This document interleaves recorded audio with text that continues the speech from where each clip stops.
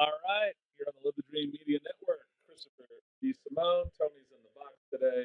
We have our good friend David Slavin back, and when David's here, we're usually doing some sort of marquee music interview. Yes, and this morning is no different. And also, thanks for Thursday. We had a wonderful time with your Hall of Achievement folks for AdFed, and then we had a wonderful night that night with our good friends Alan Michaels and Ray Frieders, and it was beautiful. Yes, it was. A good time was had by all, and I think it was the most successful year that we've ever had. Very cool. I think it's going to work out very beneficial for us. Well, congratulations. For our scholarship fund. Yep, congratulations to you and the crew. Thank you. Last week, we interviewed Hall of Fame songwriter, performer Jimmy Webb. And a guy, part of Jimmy's world that saw our interview was Fred Mollin. And he is a accomplished Hall of Famer level producer. And he's got a book called Unplugged, Fred Mollin Unplugged, out right now. And for some reason, being a masochist, Fred wanted to come and do an interview with me and David Slavin. So let's go to Fred Mollin. Fred, welcome to the show. You're on with Chris and Dave. Hey, I hope you can hear me. You sound just fine. How are you? Well, I got my USB mic. Well, I'm good. I'm in the lovely town of Oneonta, New York, where I'm going to be doing I'm a guest speaker at the university. So I'm in the Hampton Inn as we speak. So there you go. So Oneonta, that's not Cornell. It's got to be somewhere else here. Let's see. It's an hour and a half away from Ithaca, where Cornell is. Yeah. That's right. So what university are you speaking at, Fred? It's the State University of New York at Oneonta. Oh, okay. And what are you going to talk about? You know, you sort of, at this point in my life, I love giving back. So I talk to the recording and music students and basically just answer their questions. And you know, I am full of advice. So it's good. Fred, what kind of questions do they ask you? Oh my God, it's really everything. You know, they just want to know, you know, record production angles and skills, and my years of TV and film composing. They want to know my life there. You know, it generally leads to a lot of stories, which can generally make them laugh, which is good. So I really consider these gigs sort of like sit-down stand-up comedy. We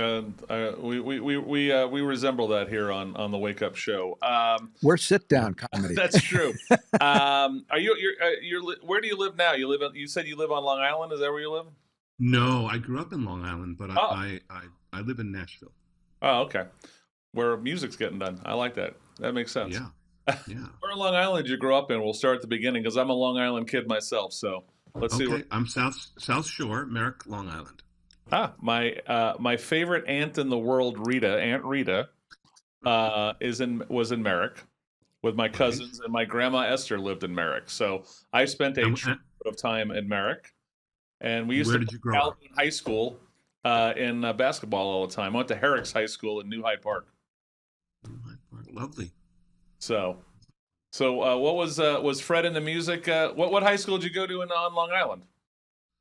You know, I went to Calhoun High School for, I think it was 5 months, and then I quit when I was 16. Okay. And why did you quit? Couldn't wait to get started in my life in music. I just had a lot of burning ambition and hated school. Okay. And so what was the beginning of the musical journey? Just that I was writing songs, and at that point I was 16, and I wanted to be the next James Taylor. So I was ready to try to get a record deal at age 16 in New York. And, you know, I'd love to tell you that it was a great success at 16, but it was challenging. I didn't know anybody in show business. So, but I still felt very, you know, encouraged by, I was playing some gigs as a singer-songwriter even at 16 and 17. So that is where my first journey took me professionally. And that was, you know, in New York, and then actually upstate New York in Ithaca, where I followed my brother while in my first year of being a dropout. And then it led me to Toronto a year and a half later, and that's where my musical life as a record producer started. Was mom and dad very supportive of 16-year-old dropout going on the road with his guitar and his batch of songs? Yeah, I mean, it's interesting. I had a really lovely, I had two lovely parents. My dad was more sort of a, didn't talk a lot. He wasn't really that, that warm and fuzzy, but was a lovely, lovely guy. Okay. He didn't quite know what to make of it. My mother was the big wind beneath my wings. She was just really a firm believer that I could do whatever I set my mind to, you know. When you hit Toronto and you said that started your life as a record producer, what exactly is a record producer? What is the role? And I know that there's, from my experience as a fan, is you have record producers that are arrangers and sometimes writers, and you have record producers that are nothing more than, it seems like, financial guys behind it, and can't play an instrument to save their life. So, what exactly does a record producer do? Well, I think it's a great question because the term record producer was coined, I think, probably sometime around the late 50s. And it's really a misnomer because it really should be record director or record supervisor because we don't do anything like a film producer. We're not involved in the financial and the business end of projects. I mean, we oversee the budget that we use. But, I'm a musician, arranger, and record producer. So I really direct the albums, just the whole thing like a film director. And the star of the movie really is my artist. And so if you use that analogy, then a record producer like myself, I'll get involved with the artist, but the artist has final say on everything. That's the way I play it. And we go through their songs. We go, what they're going to sound like when they're in the studio. I work on the arrangements. I pick the musicians. And I oversee every part of the recording and the mixing. But again, I'm there to facilitate the artist's vision and dream. So what about Toronto? What was going on in Toronto that kind of launched your career? What was the I mean, what are we talking about? You're talking late 60s, early 70s in Toronto? Yeah, I actually, it was great because I could actually, I followed my brother there. My brother's 7 years older than me, and he was sort of my best friend. And I was, a dropout and trying to make my life in music, not doing great out of New York. And he said, come to visit me in Toronto. He had gone there because there was a really wonderful underground theater scene there, and he was an actor. So he said, come visit. I never left because basically, first of all, on my second trip there, you could immigrate at the toll booth at the border. It was wild. It was like literally, oh yeah, just sign here and then and just go to the office and get your card. Okay, that's pretty great. So I started my life in Toronto, starting to produce. Sorry, not talking to produce, but doing my gigs as a singer-songwriter, and was really very, very welcomed there. And that was lovely. And then only a year and a half later, I was asked by Dan Hill, an artist I was playing the same gigs with, if I would produce a demo of his. And that demo led to an album, which then led to the third album, which was an album called Longer Fuse in 1977. And it had the song Sometimes When We Touch on it. And that was my biggest hit.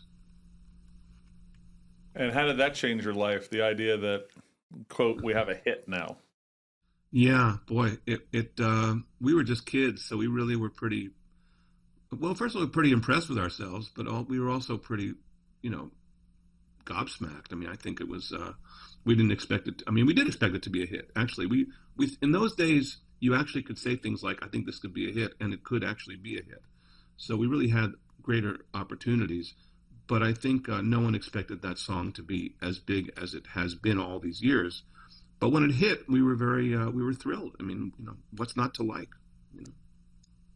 I want to go back here when you met Dan Hill. I guess Dan Hill, you said that you and he were playing gigs together, and Yeah, well, we wouldn't play together, but we'd play on the same bill. play on the same bill. And when he brought you the song, Sometimes When We Touch, I've read a little bit about it that you liked the lyrics, but were a little bit uneasy about the melody, and that you got Yeah, Barry Mann of the famous songwriting team of Barry Mann and Cynthia Weil involved in writing the music. What was your attachment to Barry Mann? How did you pick him? How did you know of him? How did that come to be? Yeah, these are great questions. Thank you. Well, first of all, yeah, Danny had written Sometimes When We Touch, and because he never co-wrote. And the version he had written was very plodding and sort of slow, and it didn't have a strong melody. And Matt, my partner at that point, Matt McCauley, and I, we passed on it certainly as a single. We were probably going to consider doing it as an album cut. And then we got a phone call. We all got phone calls, but mainly Dan got the phone call from 20th Century Fox Records in LA in '77 saying, listen, we've released your first two albums. They didn't do anything. And if this new album doesn't do anything, we're dropping you. And, we're just kids, so it didn't go over real well. And the next call was basically to the publisher that Dan had affiliated himself with in LA. And they said, why don't you come down to LA and co-write with some people? And so I had nothing to do with the pairing of Barry Mann and Dan, but they were administrating Barry Mann and Cynthia Weil's songs. And Barry, of course, legendary with Cynthia writing songs like You've Lost That Lovin' Feelin', On Broadway, Here You Come Again, Somewhere Out There. I mean, you name it, they wrote it. So when I heard that Dan was going to have an opportunity to write with Barry Mann, I was thrilled. And then Dan got to LA, and when he did get to LA, they tried to co-write one day, and it didn't go well. And so at the end of the session, the writing session, Barry just said, hey man, do you have a lyric? And I'll go home and write some music to it. And that was a good idea. Dan sort of apparently rummaged around his guitar case and found the lyric for Sometimes When We Touch and said to Barry, oh yeah, try this one. Now he never told Barry that he had actually written the music as well, but we never used that music, it turns out, because Barry then took the lyric home and within a day had written the music for Sometimes When We Touch, and then sang it on a little boombox and sent us the cassette. And we just flipped out. We were like, oh my God, this can be a hit. It was almost like an Elton John Your Song or something. It was really good. And then the adventure started of how to cut it and how hard it was to make that record. Yeah. Wow.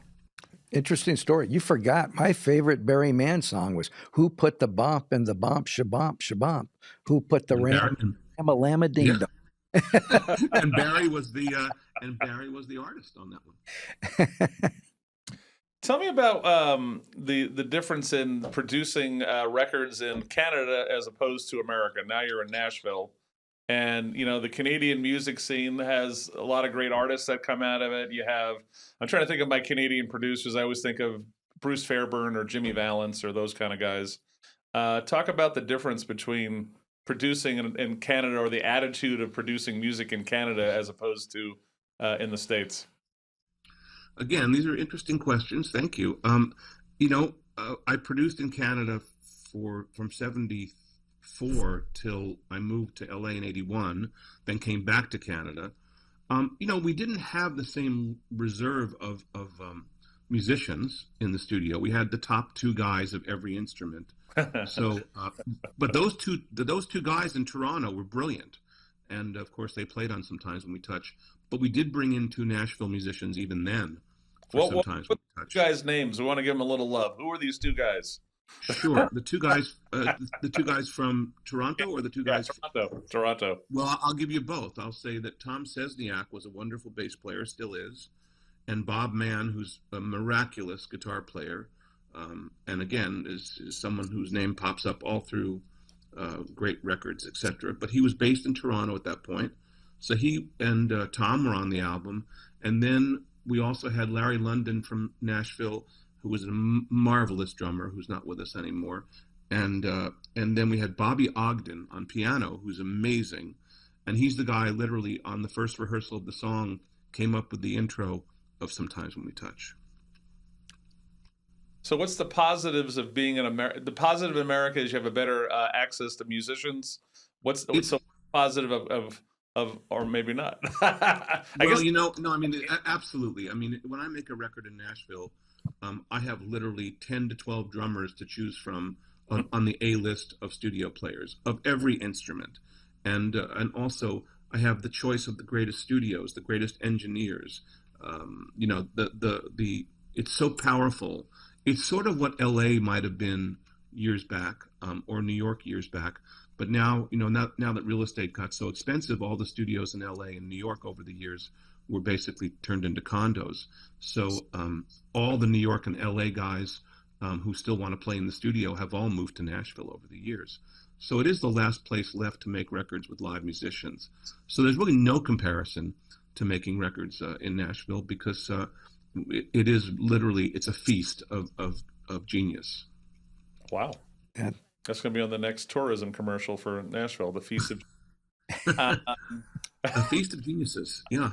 So let's talk about Jimmy, the guy who brought us, the three of us together. Talk about the beginning of your relationship with Jimmy Webb and the work you've done with Jimmy.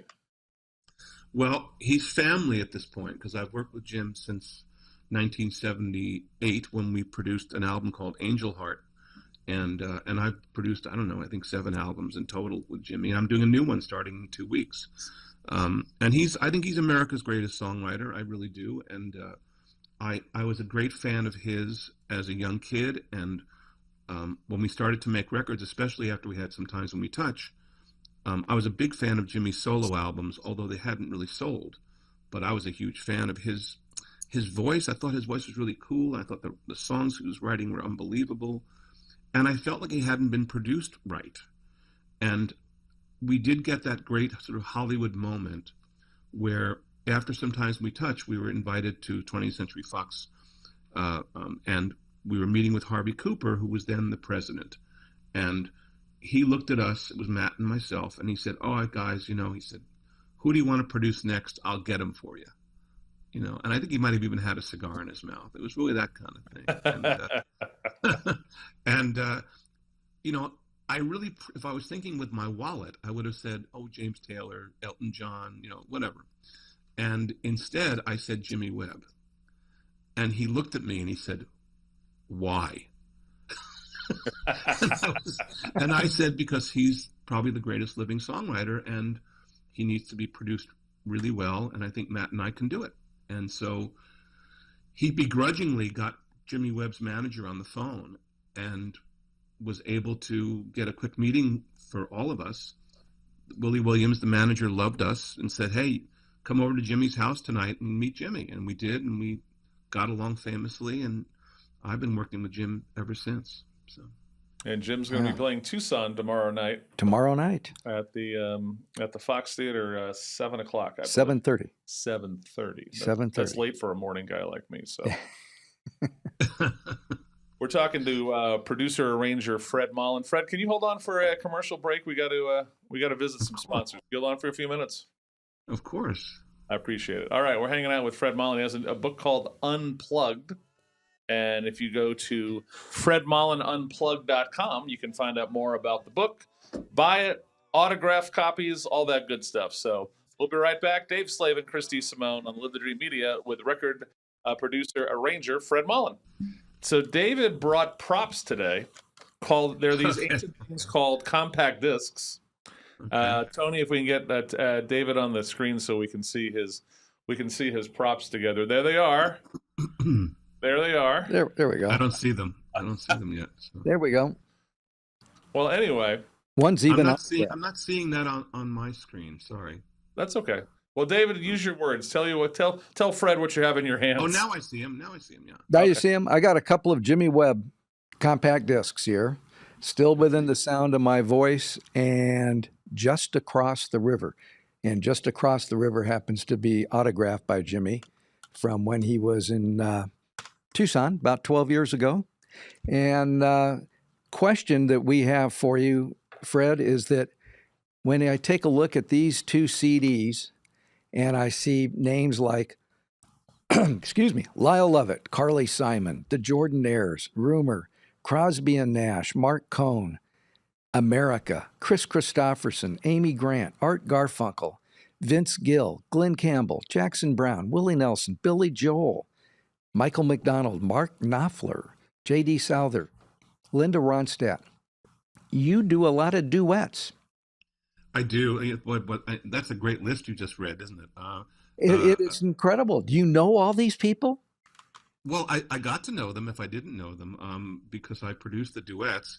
You know, we did those two albums in Nashville in 2010, I think in 2012.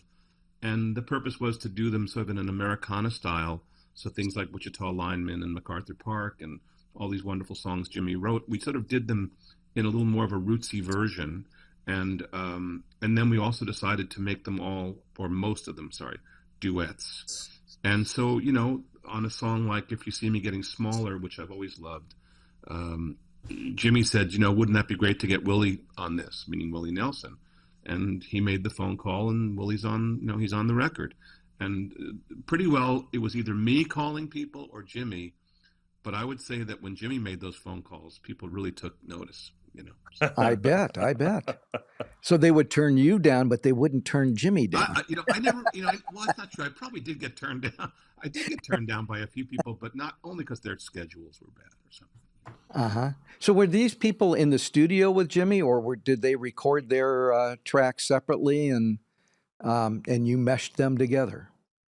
Yes, I mean, you know, I've done so many duets on so many different projects, and generally, I would say the rule of thumb is that the artist does their vocals, and then wherever the guest artist is, I follow and meet them somewhere, and we overdub their vocal. And obviously, you want to make it as you know, organic as possible. But there are rare occasions when we do have the same when the duet artist and the actual album artist together, and that's really a thrill.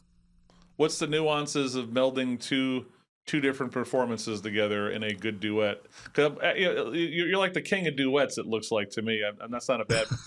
So, what's the nuance? You've done so many of these. What's the nuances of taking two different humans, two different performances, and putting them coherently into a song?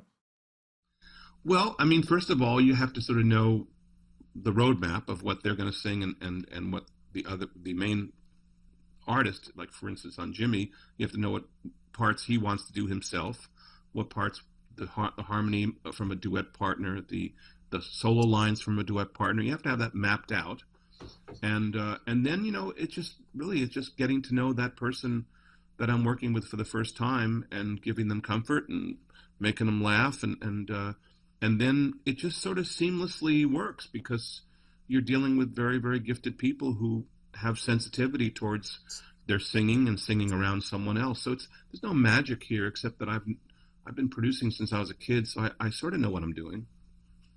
So who is the least cooperating? I want to say pain in the ass. Who's a tough person to work with, Fred Mollin, in the world that when you did duets? Who was someone? Let me rephrase that. Who was the most challenging artist you had to work with?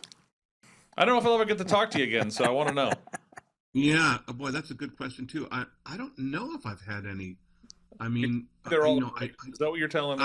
No, I mean, and I'm not trying to powder puff it. I don't think I've had a bad experience with duets. I think everyone really brings their A game, and they want to do well. So yeah, I think once they've agreed to do it, it's rare that somebody would have a bad attitude or any attitude at all. Have any of these folks, after they've recorded the duet, have they asked you to produce their own music afterward? Sure. Yes, there's been a few of those over the years. Sure. And an example would be? Rumor. I did Rumor after working with her as a duet. She's a wonderful artist from England, and sounds like Karen Carpenter. Rumor, and so I did her next album after working with her just on that one duet. Neat. As an example. So as a producer, and you look back at the albums that have come before you, what would you consider your top 3 producing pieces of production genius? What would be that not done by Fred? What are ones that you would point back to and go, they nailed everything you're supposed to on a production of an album? Go, Fred Mollin. Well, you know, I think you've got to go back to the Beatles for me, you know, and obviously things like Sgt. Pepper, you know, is a record that can't really be equaled, just because of its, you know, it was such a challenging project and it broke all the rules, and I think at the same time it was magnificently done. but certainly there's other projects. I mean, I think in the book there's actually a list of my favorite inspirations on record, and I have so many that I actually couldn't really start to begin. But honestly, there's a magic when a great song is produced well and sung well, and that's really what turns me on. Absolutely. Fred, I want to tell you, you're in rare company here. You mentioned Sergeant Pepper's. I want you to know, because I like to toot our own horn here, that you share a rarefied space, because 7 years ago, we interviewed Jeff Emmerich on this show about Sergeant Pepper's and Revolver and Abbey Road and his time with the Beatles. Just for what that's worth. I just thought I'd mention that. No, I mean, that's just wonderful. I had a great opportunity to have 2 dinners with George Martin over the years, and Sir George was such a lovely man, and I had followed him. I had produced Jimmy Webb after he had produced him. I had produced America after he produced America. So we had a little bit in common as far as work we had done. Otherwise, there was nothing in common, because I considered him the guy who changed the world. So I was so fortunate to spend a little bit of time with him, and I did have I was a fanboy, absolutely, because I see, to me, when George Martin signed the Beatles, nobody else was going to sign these guys, and George Martin signed them, and the world changed. And so I believe he was the man who changed the world. And he also mentored them until they literally became so good that he was almost being mentored by them after a couple of albums. But the thing that was great is, and I'll tell you this quick story, I was having dinner with George, and I did get to ask him some questions which were burning inside of me to ask, and I did say, I said, what did you see in the Beatles that made you want to sign them? Because it was really a time when people were not signing bands in England. And I said, you must have seen their songs and realized these guys are bound for greatness. And he said, oh, Fred, no. He said, the truth is, he said, I didn't like their music very much. He said, but they made me laugh. And I thought I'd have fun if we made an album together. So how about that for a great decision? Wow. And the rest That's amazing. Is history. Yeah, the rest is history. And Alan Parsons on a few months ago, also Right. part of recording. Last year, we interviewed Alan Parsons on his making of The Dark Side of the Moon, and in addition to his solo career. Wow.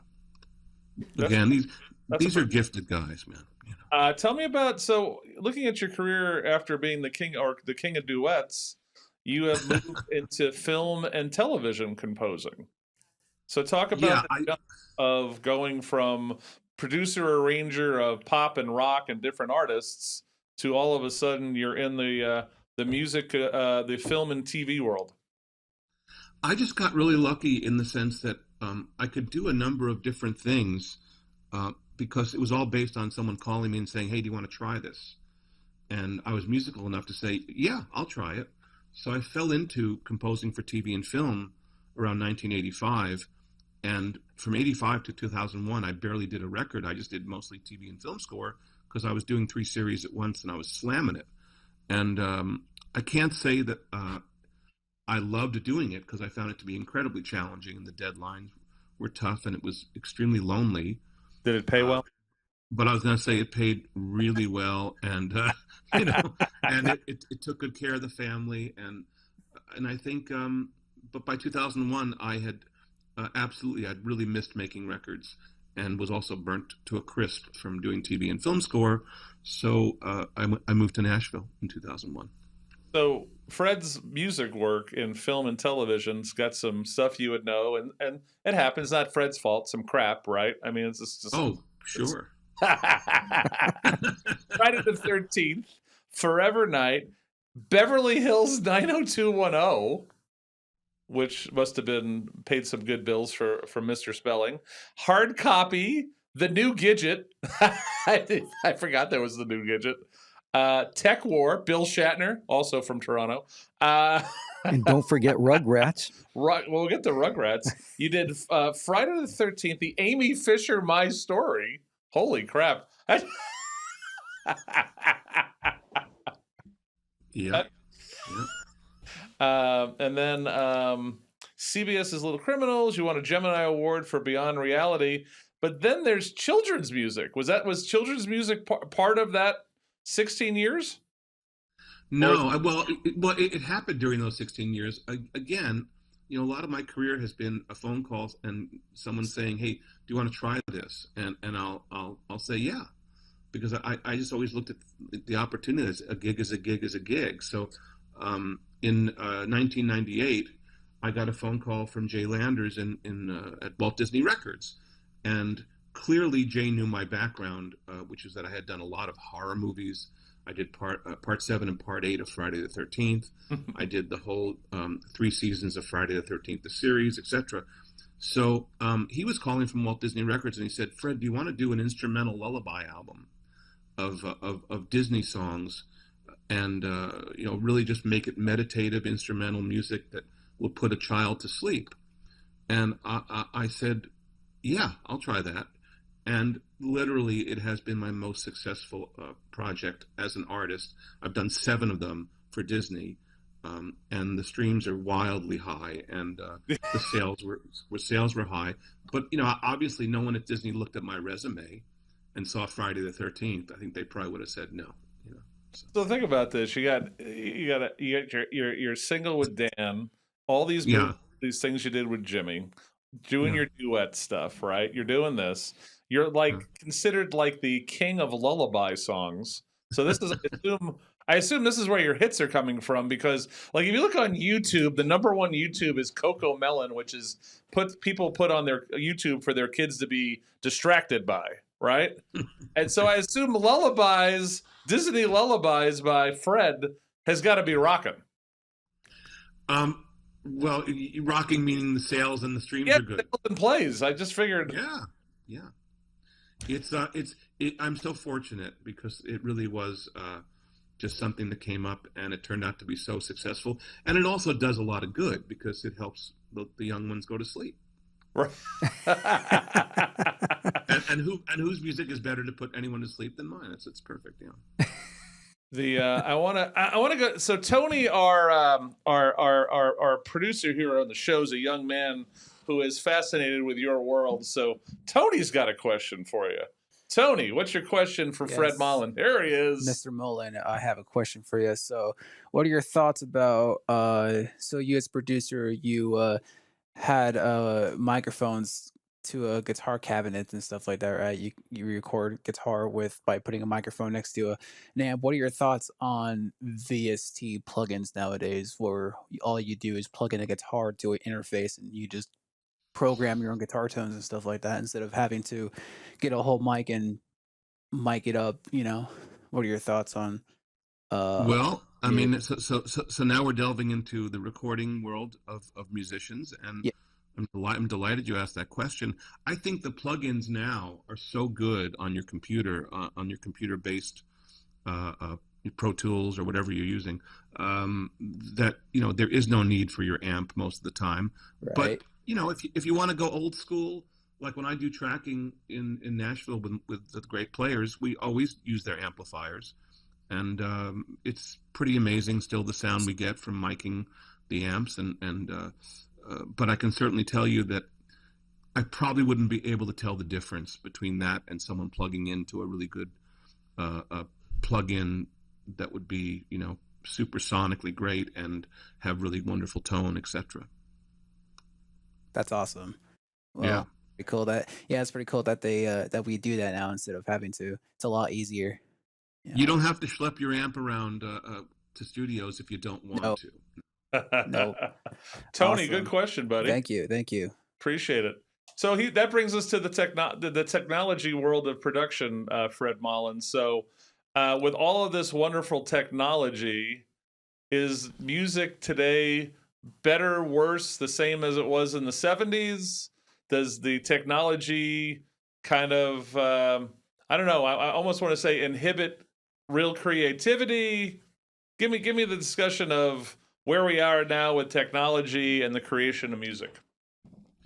Well, I think that the technology has helped us in so many ways to better the way we would record, and the ability to do more in the recording. That's wonderful. The negative is that everyone has the ability to basically make their own record at home on their laptop, and the bar isn't that high for people to do that. So we have a lot of crap out there, because, you know, in the old days you had to get signed to a record label to actually make a record, and you had to be pretty damn good to get that record deal. And now anybody can do it themselves and put it on Spotify, etc. And so there's a glut of crappy do-it-yourself records.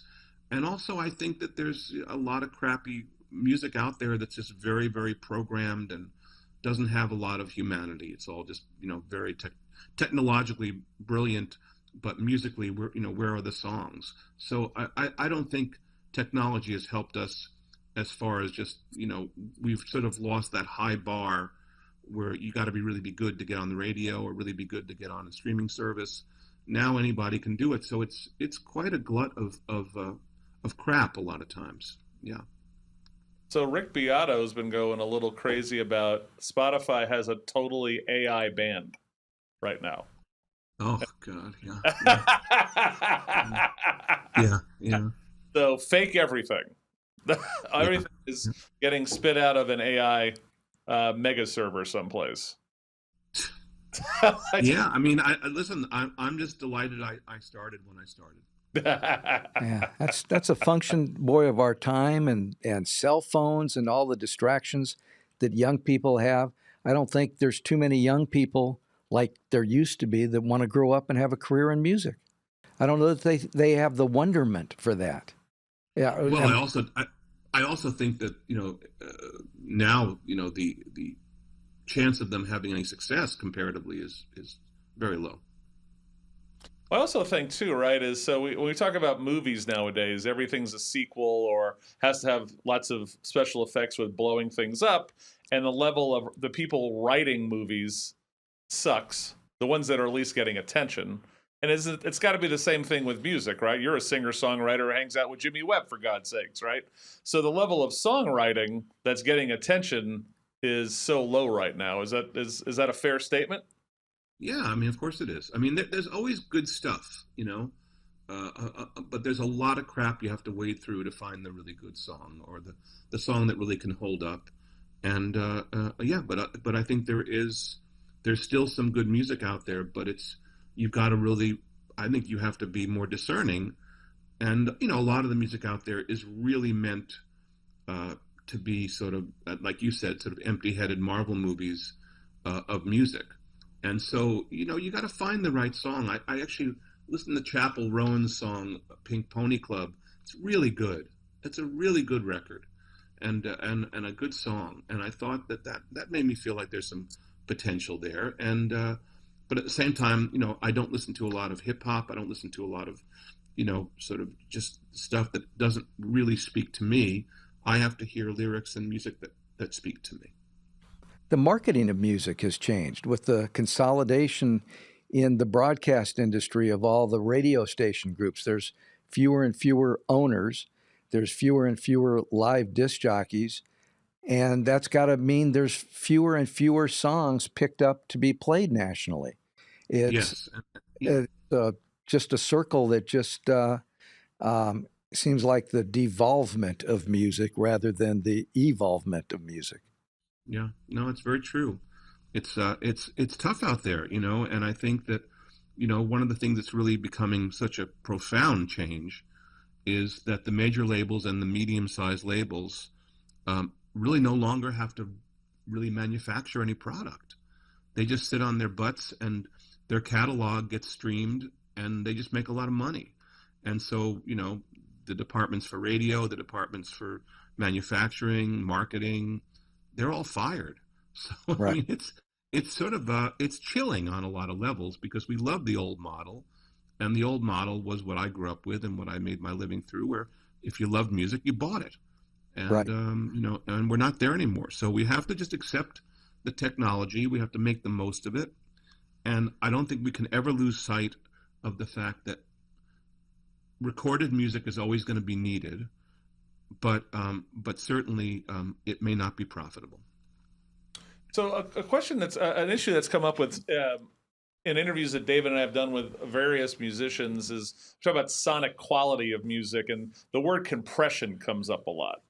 Right? We had this discussion with Steve Howe from Yes, believe it or not. Right. He brought up the wonderful guitarist for Yes, talking about how compression, there's no space in the recording anymore, right? Everything's just layered and layered and layered. So, Fred Mollin, explain compression and explain where we're at in relation to compression now as we were, and whether you think that's a good thing or not, I guess.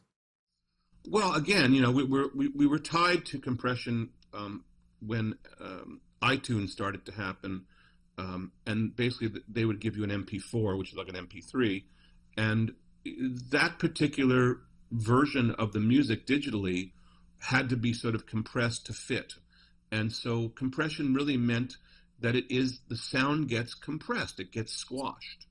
And so it may sound even better on the radio because that was always the classic thing. You added compression to get it to sound great on the radio because everything would be loudest. But if you want to feel the music breathe and feel expanse on certain kinds of music, you won't hear it breathe as well with compression. But again, it is, there are some streaming services that have higher levels of their streams, but there's also, again, people are listening on their, I ask people all the time, how do you listen to music now?